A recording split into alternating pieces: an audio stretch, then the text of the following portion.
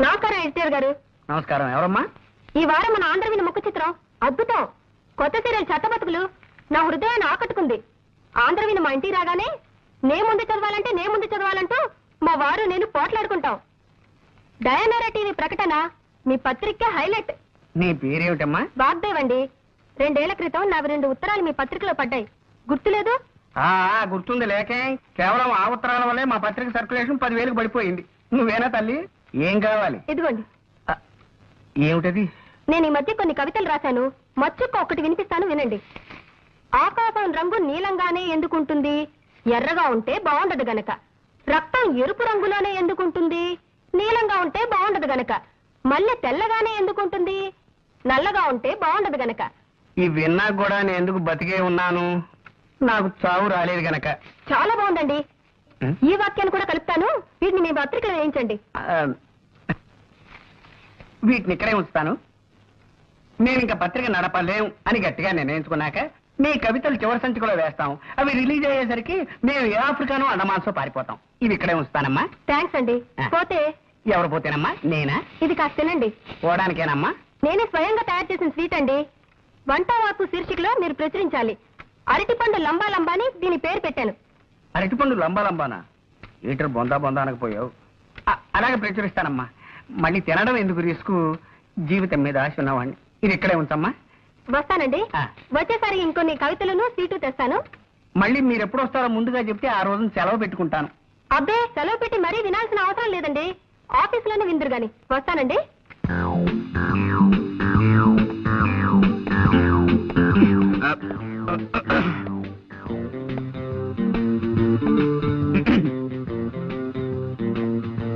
ఎవరు? Call me Pond, James Pond.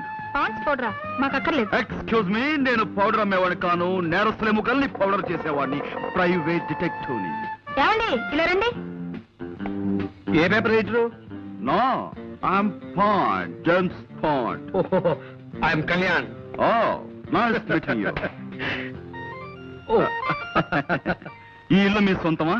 లేదండి, అద్దిల్లే. వాళ్ళు అడిగారు? ఏదో ఒకటి అడగాలి కదా. కూర్చోండి. Let's come to the point. మీకు గంగాధరం గారు తెలుసా? ఏ గంగాధరం? యు ఆర్ రైట్, ఏ గంగాధరమే. ఆయన ఈ ఊళ్ళో పెద్ద business magnate. Devayani asbestos limited, Gangadharam textiles, సెమిస్టార్ షుగర్స్, ఇలాంటి పెద్ద పెద్ద కన్సర్న్స్ కి ఆయన ఓనర్. విన్నాను. ఏ? ఆయన నాకు అప్పగించిన పని మీద మీ దగ్గరికి వచ్చాను. ఏమిటి అలా డల్ గా ఉన్నారు? వారం రోజులు బట్టి వరుసగా టీవీ చూస్తున్నారా? లేదే. ఎందుకలా అడిగారు? ఎంతటి ఆరోగ్యవంతులైనా సరే వారం రోజుల పాటు వరుసగా టీవీ చూశాడంటే అతనిలో జీవకళ చచ్చిపోయి ప్రేతకళ బయటపడుతుందని నా గట్టి నమ్మకం. బాగుందండి. ఏమిటి ఇదే? కాదు, వీరి మాటలు. పర్వాలేదు. పుట్టేటప్పుడు మనిషికి జీవకళ, పోయేప్పుడు అదే మనిషికి ప్రేతకళ, మధ్యలో ఈ షోకులెందుకే శశికళ, నీకు కూడా వద్దు చంద్రకళ. పాపం, నా బతుక్కి ఒక మరకల, నా గుండె మీద చురకల, నా జీవితం అనే పాలగిన్నె మీద ఇంత మందంగా కట్టిన తొరకల. మీరు కూడా కదా? కాదండి, ఇన్నేళ్లు ఆమె సాహిత్యంలో మలమలా మారిపోతూ వలవలా ఏడుస్తున్న ఆవిడికి దిక్కుమాలిన మొగుణ్ణి. ఐ సీ, నాకిప్పుడు అర్థమైంది. మీలో జీవకళ చచ్చిపోవడానికి కారణం టీవీ కాదన్నమాట. నాతో ఏదైనా పని వచ్చారా? ఎస్, మీకు పెద్ద కథ చెప్దామని వచ్చా. కదా అది మీ టైపు కథ కదమ్మా, ఏదో చిన్న కథ. అలాగా? మా నాన్నగారి పేరు రామకోటేనే. మీరు ఆయన పెంపుడు కొడుకని ఆయన మీతో ఎప్పుడు చెప్పలేదా? లేదండి, మా అన్నయ్య నన్ను ఒక్కలాగే చూస్తున్నారు. I see. మీ అన్నయ్య పేరు? పట్టాభి. I see. ఏం చేస్తుంటాడు? వారికి నాటకాలు పిచ్చి ఎక్కువ. ఏదో నాటకం ఊళ్ళిపడి తిరుగుతుంటాడు. మీ నాన్నగారి ఫోటో ఉందా? ఇదిగో నాన్నగారి ఫోటో పట్టరా. అలాగే. ఆయనకి సంబంధించిన ఇంకేమైనా గుర్తులున్నాయా? ఆయన హోమియోపతి మందులు రాసుకునే డైరీ ఒకటి మొన్న సామాన్ సంతుల్లో దొరికింది.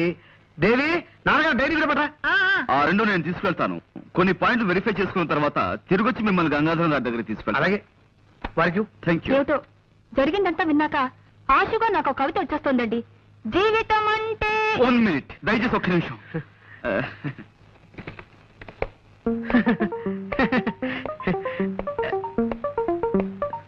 చెప్పుకోండి.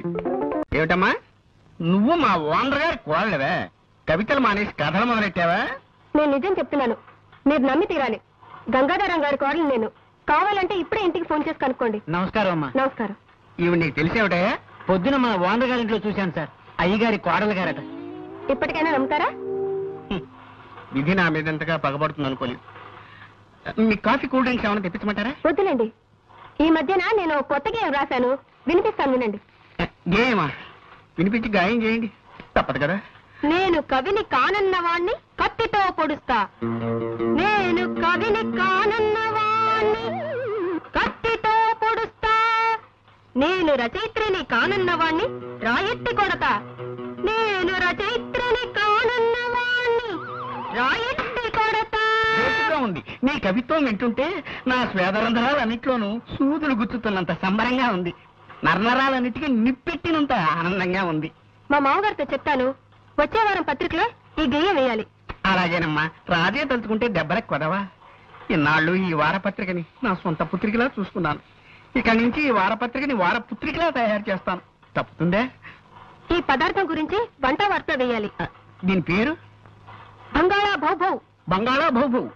కుక్కలాహారమా? కాదండి, వెరైటీకి అలా పేరు పెట్టాను. కాస్త రుచి చూడండి. నేను రుచి చూడాలమ్మా.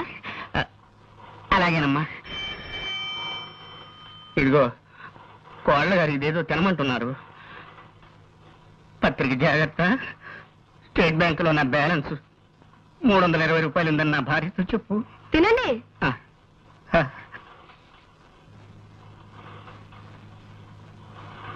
ఎలా ఉంది?